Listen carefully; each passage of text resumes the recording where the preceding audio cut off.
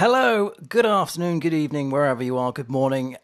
It is episode 110 of the How to Code Well podcast, and today's date is the 15th of July. We are smashing through this year.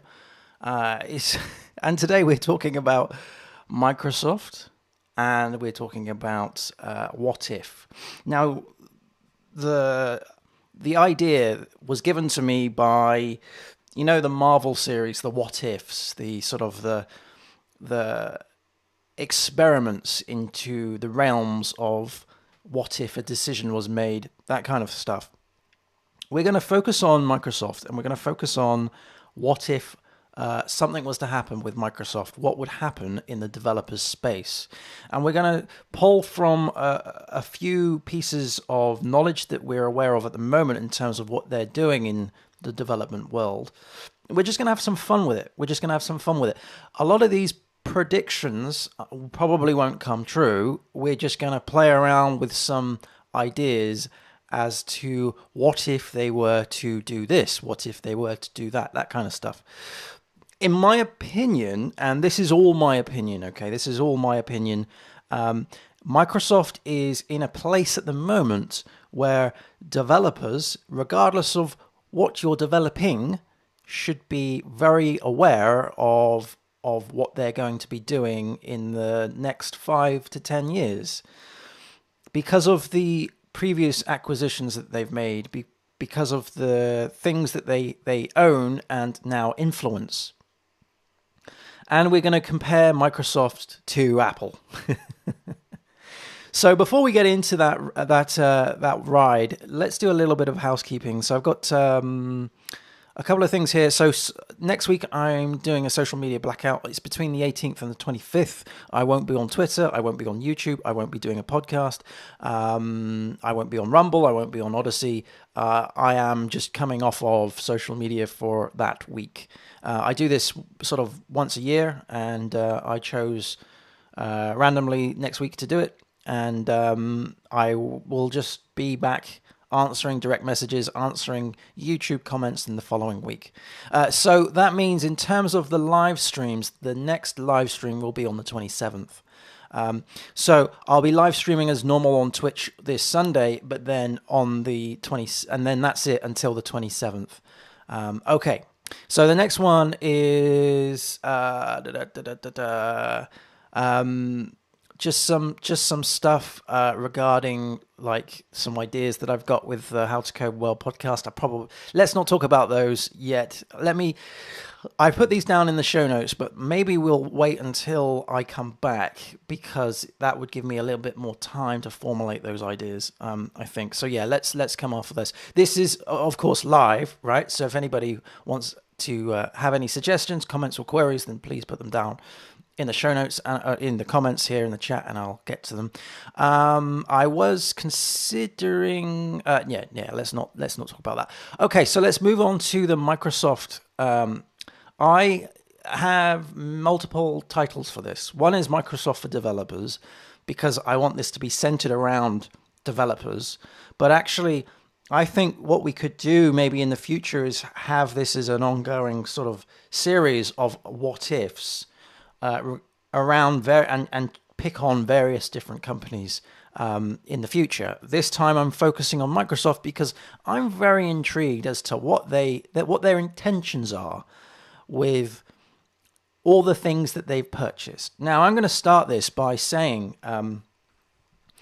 that when I was at school, when I was at you would say high school, I studied business studies, and I think I've said this before, my business studies teacher gave me some super advice. One of those pieces of advice that has just stuck with me for all these years. And that piece of advice was the software sells the hardware.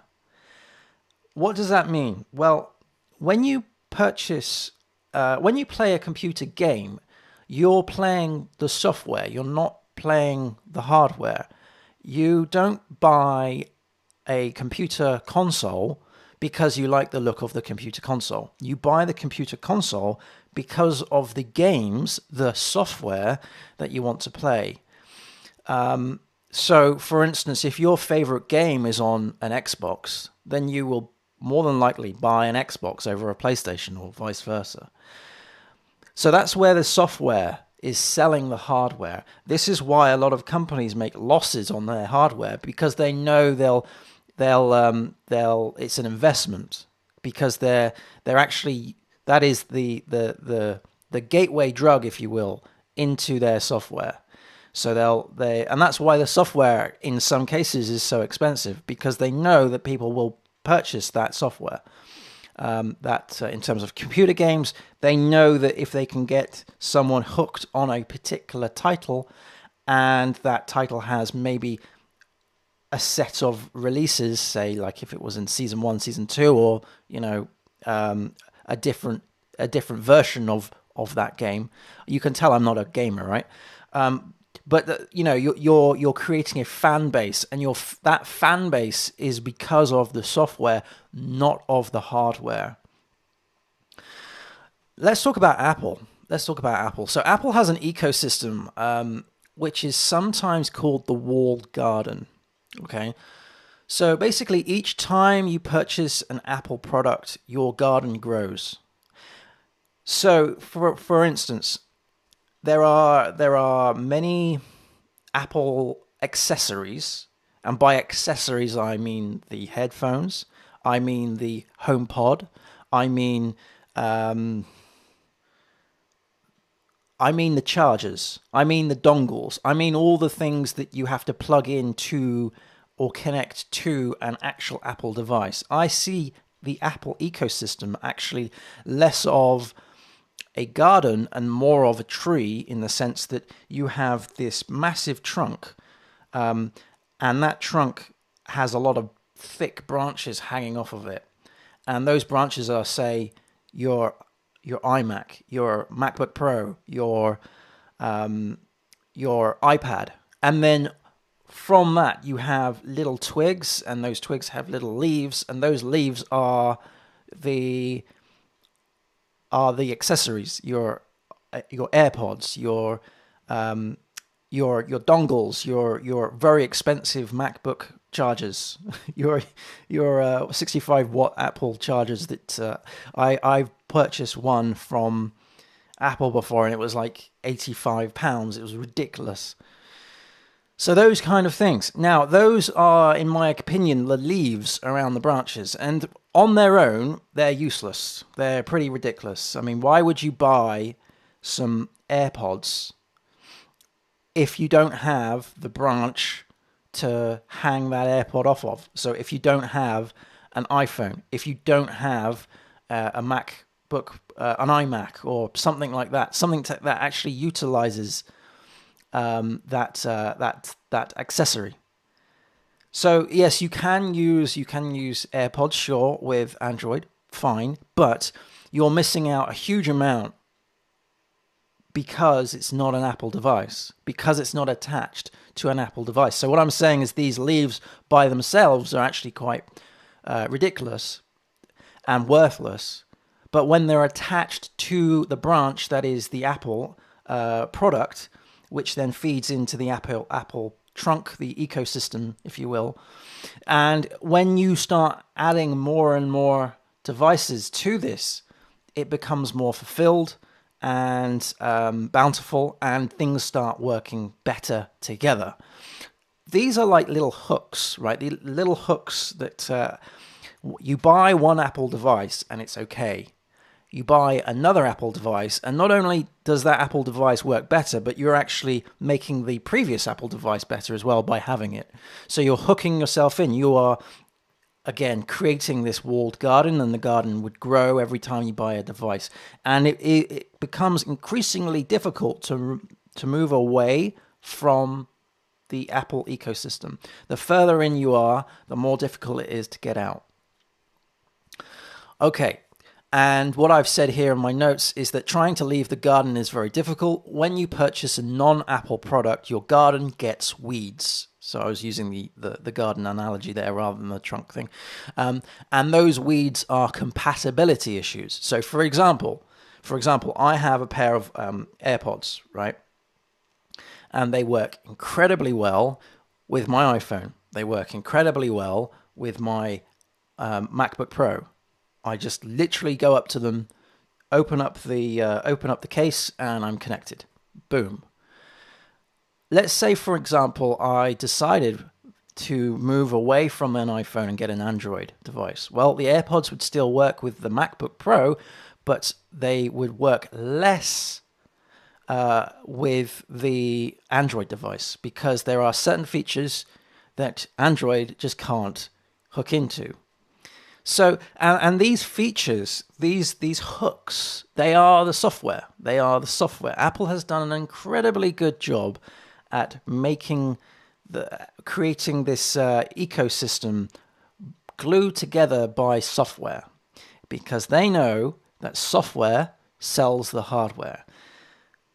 And also we can go one step further and say there is this thing called a lock-in. This is just a term that I've been thinking about.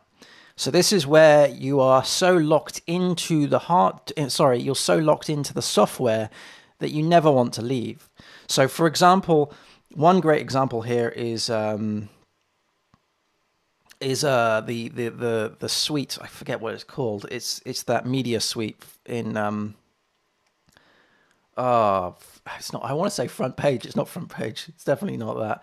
It's the Adobe. It's the Apple version of Adobe. It'll come to me.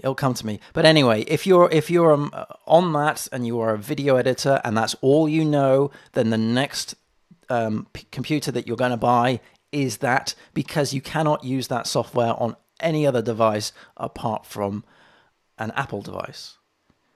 And interestingly, Apple has actually allowed Adobe to be used on their platform because they know that there's a lot of Windows people who use Windows and Microsoft with Adobe, and that's their that's their hook into the Apple ecosystem, because yes, they might be alien to the actual operating system, to the device, but once they open up, I've forgotten what it's called, Final Cut. And once they open Final Cut will look exactly like it does on the Windows machine, or similar to. They will feel comfortable. That transition becomes, it's Adobe, but the other one was Final Cut. As soon as they open Adobe on a Mac, it's going to look very similar to Adobe on a Windows machine. Therefore, the transition becomes a lot easier.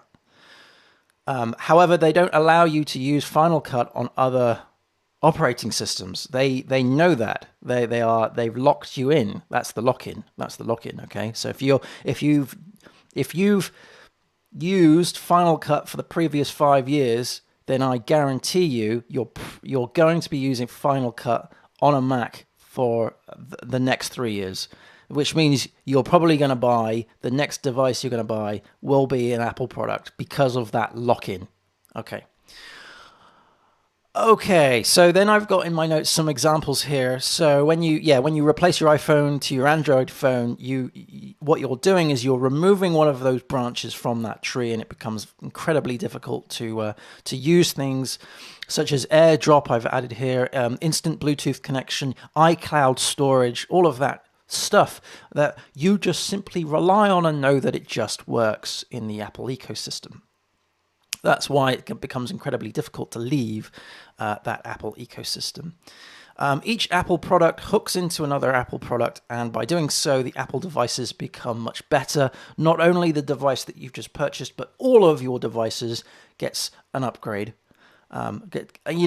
These notes that I wrote here, I wrote these notes yesterday, and then I updated them today on my iPhone. So I created these notes yesterday on my Mac Mini last night, and then on my lunch break today, I just opened up the Notes app on my phone. It completely synced over, and I was just doing it like a text message. To do that on an Android device with a MacBook Pro is going to be quite tricky. There's going to be hoops that you have to jump through to do that, whereas the Apple ecosystem makes it far more simpler to do. We will get to Microsoft, I promise. So, as I mentioned, my business, in my school, my business studies teacher once told me that software sells the hardware, and this is still true today, as I've just discussed. You wouldn't buy a game console unless it had a set of great games to play.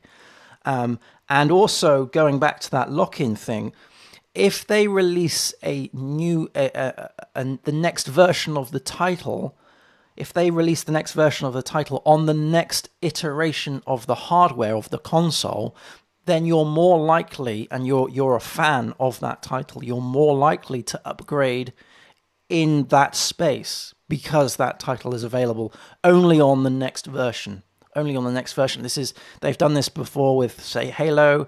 They get Halo 1, 2, 3, and then you can only get the next version of Halo on the upgraded Xbox because it relies on the latest hardware. But you wouldn't think about going to, say, a PlayStation if your budget could only give you one console. You're going to choose the console that has the games that you want to play and have played before and are used to. Excuse me. Okay, so with Apple, they've gone a few steps further. You wouldn't buy Apple AirPods unless you have an iPhone or a computer, or an Apple computer, sure. But the glue that hooks the devices together is the software, as I've mentioned. If the software started to suck, then you wouldn't buy the AirPods. So if, for instance, there was a bug in the connectivity of where I just, like I mentioned, I just walk up to my MacBook Pro and then I open the case and then suddenly I'm connected to it without me having to, I don't actually have to touch a button. I am just connected. If that started to fail, then I would be less likely to want to buy another set of AirPods if my AirPods were lost or broken, right? Because now I rely on that ease of use so much, I'm more likely to stay in the ecosystem because of it.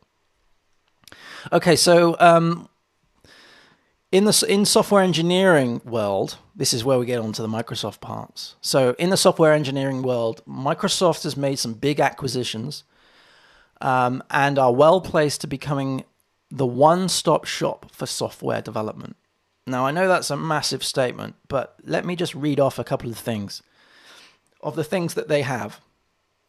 So they have VS Code, they have TypeScript, they have GitHub, they have LinkedIn, they have WSL, they have Teams, they have Azure, and the list goes on and on and on.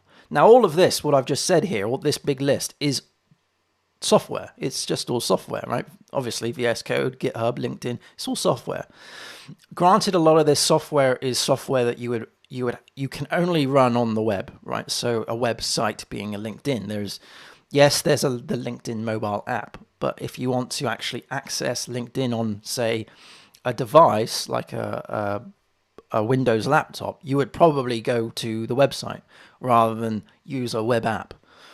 Okay.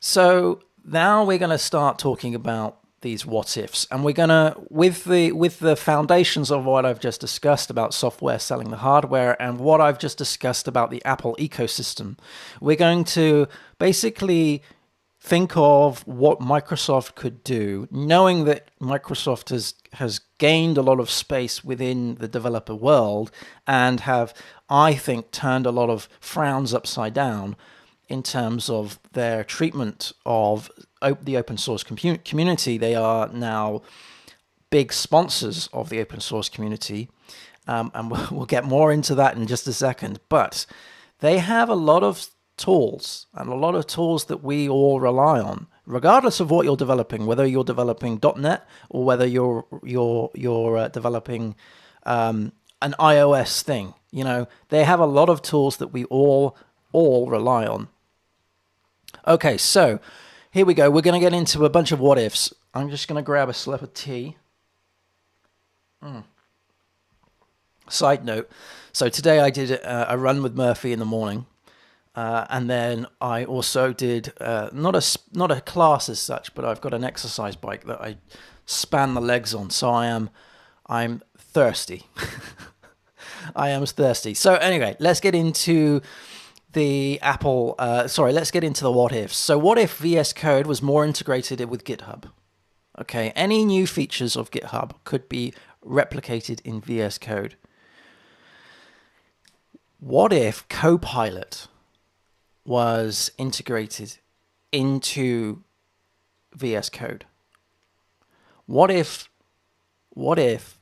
GitHub ticket management was integrated? And when I say integrated, I mean just already there. What if the GitHub ticket management was in VS Code? So you didn't actually need to go to the GitHub website. You could just deal with the ticket management. And they also have, which is very interesting, where they're going with GitHub, regardless of Copilot and whether you think that's a good thing or a bad thing. But with GitHub, they now have GitHub projects. You can now use like almost Kanban board. Well, yeah, you can use Kanban boards. You can use GitHub ticket management in a more of an agile kind of manner. Project management you can use in GitHub.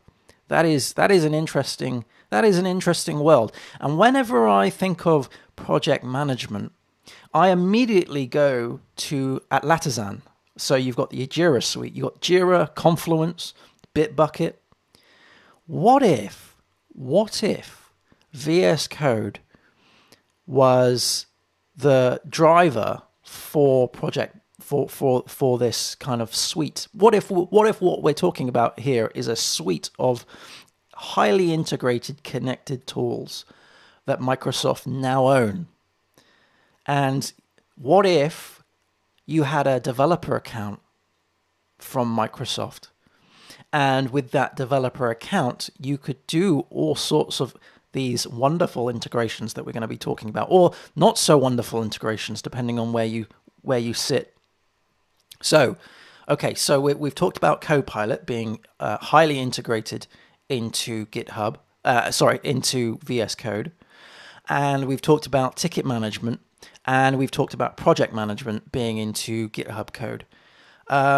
So what if we go one step further and VS Code becomes the front end of GitHub? Cringy, I know, but let's just think about this. If it was project management, if you were able to connect tickets to bugs, okay, if you could connect tickets to notes, and we'll get on to the noting thing in a minute. So I'm thinking of, let's say, for instance, this becomes an Atlassian competitor. This suite of tools becomes an Atlassian competitor. So you've got your Jira, Confluence, Bitbucket, and many, many more. And we haven't even scratched the surface of what Microsoft have acquired. Okay, so let's talk about Teams. Let's talk about Microsoft Teams. So what if Microsoft Teams had better integration with VS Code? Imagine a multi-user pair programming feature to discuss pull requests from GitHub within VS Code. You didn't have to leave VS Code to talk to someone via Teams about a PR in GitHub. How incredible would that be? That would be amazing. I know that they have, I forget what it's called. It's like a team share thing. A share tool in VS Code already, which is great. But imagine if that was sort of, ramped up a bit and highly integrated into Microsoft Teams. That would be amazing. Now, I'm not a fan of Microsoft Teams. I'm not a fan of VS Code. I'm not a fan of all sorts of Microsoft products. But what we're doing is we're just playing with the idea of, because I work with PHP and because I work mostly on Macs. But biases aside, let's just play with this idea for today. I think this is really quite an interesting topic of, what if you can see this like, I like to see this like a puzzle, with a puzzle where you've got one piece missing and the picture is all messed up and you have to move little blocks of your image to make the bigger image, and you do it a small block at a time, and you can see companies, businesses, platforms doing this with their tools. They're just moving their tools a little bit closer to the other tool, and then suddenly there's a connection. I like that. Okay, so imagine that we had webhooks like you have in Slack, but in Teams, regarding your system. So when someone does a deployment, that automatically gets sent to Microsoft Teams. I don't know if you can do it already. Possibly, I don't know. I know that you can definitely do it with Slack. You can definitely do it with Discord as well. But imagine if you could do it, hook it in. Imagine if you could log in to a Microsoft developer account and it knows your organization. It knows your GitHub issues. It knows your GitHub project management. So your organization. And it just says, yeah, I want to make this team. These are my developers. These are the project managers, blah, blah, blah. This is the organization, and we'll move on to organization in just a minute when we talk about LinkedIn. But by logging into your developer account, your business account, you end up building this suite of tools that all are highly integrated and coupled together. Yes, you can use them individually, but going back to what we were talking about with Apple, they work better together. Okay, so we've discussed the pair programming and the Slack hooks. Okay, so what if GitHub Actions were tightly coupled with Azure for cloud-based testing and builds? So one thing that was announced on the Apple WWDC, or whatever it's called, the developer in the comment in the quote conference, the developer conference last time, was they were going to bring out, or they will bring out, a Jenkins-esque build tool for iOS, for Xcode. And so you can build and test in the cloud your application, and it would go through their servers and do all their things. Well, guess who else has got servers and cloud computing? Microsoft. And guess what they also have? They have source control. They have Teams. They have VS Code. What if they were all brought together, and what if your business account, which we're going to be talking about more, I suppose, when we get to LinkedIn, what if your business account allowed you to have a level of testing, automated testing, these are the amount of builds per hour, that kind of thing, a bit like Circle CI maybe, where it's timed builds or something, I don't know.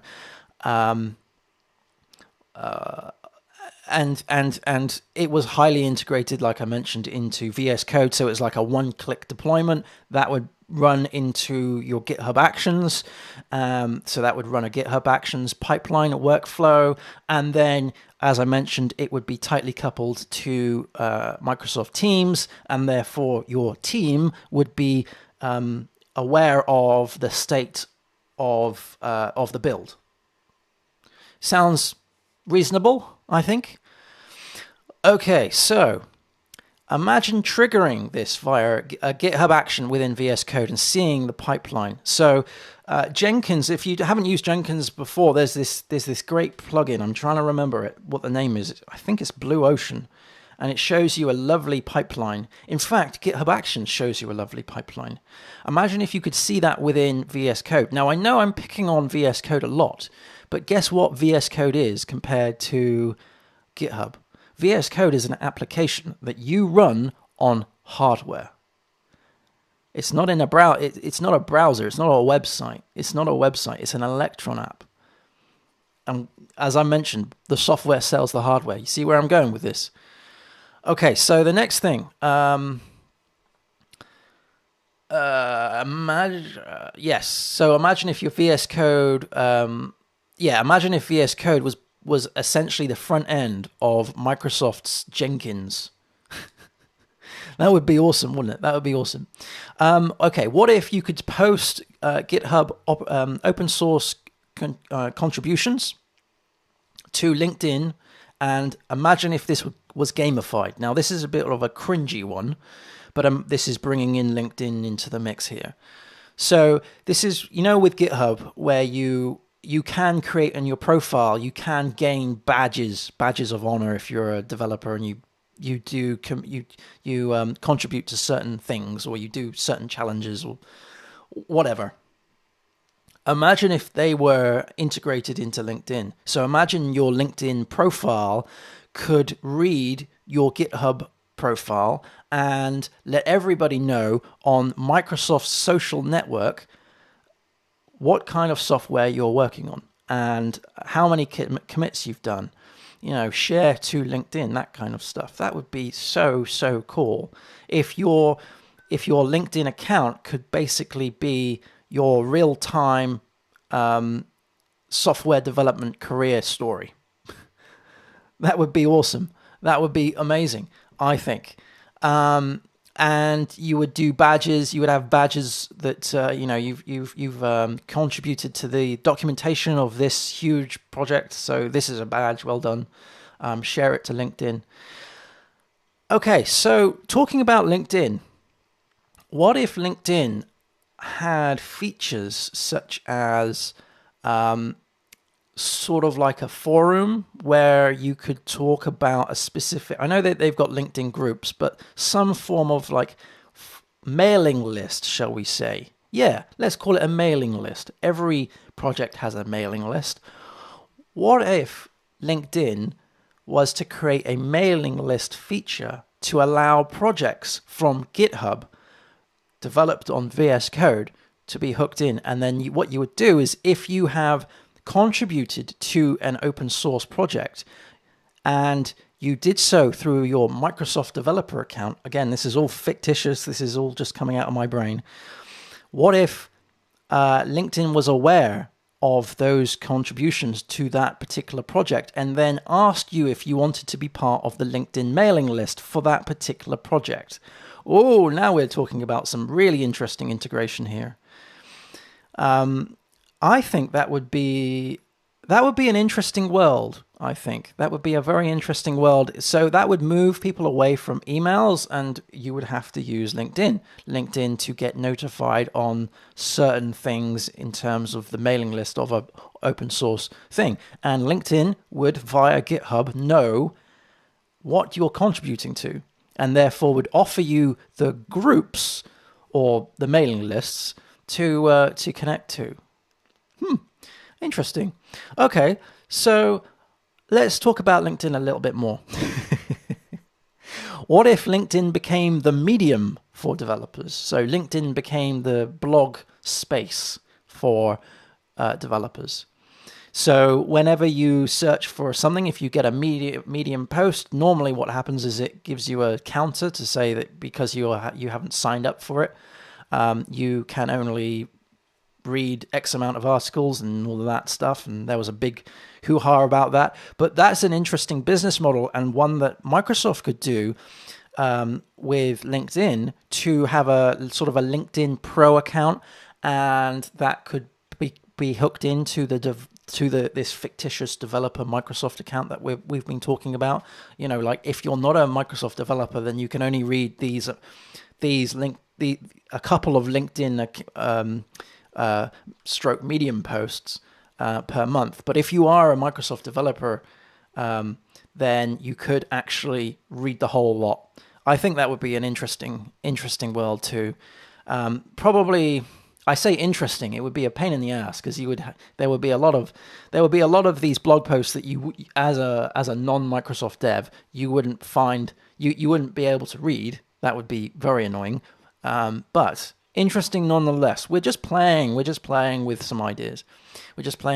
So next on my list is, so if LinkedIn turned into a better blogging platform with the emphasis on things like connecting to GitHub issues. So if you were to write a blog article and you wanted to use a gist within your blog article, you could do so through LinkedIn. You could search for gists through LinkedIn because it's in the Microsoft developer space. Let me grab a drink.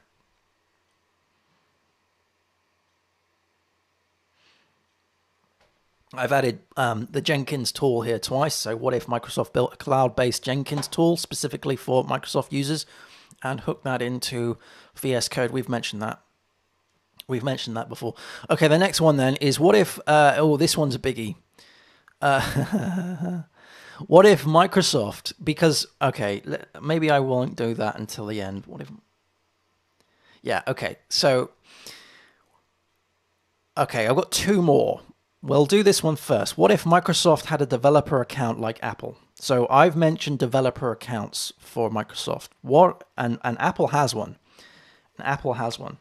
And the reason why people have Apple developer accounts is because of iOS, because of their apps, right? Because of their apps.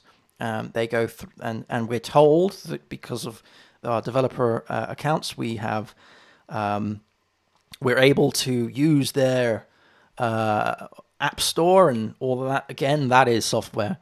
And we can host the apps on their servers.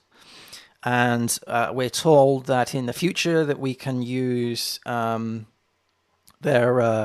Jenkins-like cloud-based testing tool. What if Microsoft had something like that? What if Microsoft had something like that which allowed for certain levels of Azure access and had tight integration, the integration that I've mentioned earlier, between the services? Your developer account would become more like your Atlassian account. So you would be able to log in, and all of the suite of tools that Microsoft have, depending on your package, would be integrated together. So, for instance, like I mentioned, with Jira and Bitbucket, you can connect the two together, and you can say that this bug, this thing, it relates to this commit, and that is a very nice piece of collaboration there. But what if Microsoft did this with GitHub, LinkedIn, Microsoft Teams, VS Code, and all the other bits and pieces that they have, GitHub and so forth? Okay, so now we need to talk about hardware, don't we? Because we've talked a lot about the software. What piece of hardware does Microsoft have? The best thing, I suppose, well, one market that Microsoft has certainly tried to get into and has failed, but it's still available, and because they're making bridges into the open source space, especially with WSL and allowing and essentially hosting the source code of huge amounts of open source software. After saying that, this seems less crazy, but I know how crazy this sounds. What if there was a collaboration between Microsoft and some Linux distribution to make a mobile phone? Now, I know that sounds completely off the wall, completely crazy, but let's just hear me out. We've just talked about some of the what ifs of the tight integration between the services that Microsoft offers for developers. Let's just play with this idea for a minute. So what if Microsoft was able to provide the hardware? And as I've mentioned, a lot of companies, they provide hardware at a loss because they know that it's going to be the software that sells the hardware. And in this case, it's going to be developer subscriptions. So subscribing to some sort of software as a service that allows for all of this integration using some Microsoft developer suite. And I know that sounds bonkers because you've got open source software which is free and available to anybody, and then I'm talking about a developer license essentially to license your software, and you're using your it's not to license your software, it's the license that you have that allows you to use the tools that Microsoft offer. And the best thing that in my opinion, that Apple provide for their Apple developers is their App Store. So what if Microsoft was able to build an App Store for Linux? Whoa, that just blew my mind. Just imagine that for a minute. What if Microsoft was able to pull this off? That would be mind-boggling. I do feel in some cases that Apple has become a little bit too big for its boots, and it needs to be taken down a notch, or several in some cases. And I think the only way to do that is via competition. And if in some weird multiverse Microsoft is the go-to for developers, not just to any randomer, any public user, to developers, to coders. If you wanted to build something, if Microsoft was able to give you the tools that were highly integrated, that just made your life a lot easier, then wouldn't you go for it? Wouldn't that make sense? It's certainly an interesting one, and I think that maybe, that's a space that they could carve out. There's a lot of things going on with Linux and mobile phones, creating Linux-based operating systems and having their own app stores and stuff. Microsoft has a lot of weight behind it. Microsoft could actually do something well, and they have already had experience in the hardware space for mobile phones such as Nokia and Lumia and so on. So it sounds completely batshit off the wall to even consider this, but actually, if you break it down, there isn't many steps away, I don't think, from this. It's going to be super interesting to see where they're going to position themselves with all of this, all the developer tools that they have. It's going to be interesting. It's almost like a big chess match, and I wonder what piece they're going to play next. It's going to be interesting. Anyway, I've spoken for too long. Thank you ever so much for watching. This is going out, obviously, next week on Friday. And tomorrow, which is Friday, we have episode 109 that's coming out. That'll be on the podcast. So for those that aren't aware, there is an audio version of this that you can get on Spotify and iTunes and wherever you get your podcast players, podcasts from. Just search for How to Code Well. Thank you ever so much for watching. Happy coding, everyone. And let's do this again sometime, because I like to fall down these rabbit holes and think about what if Microsoft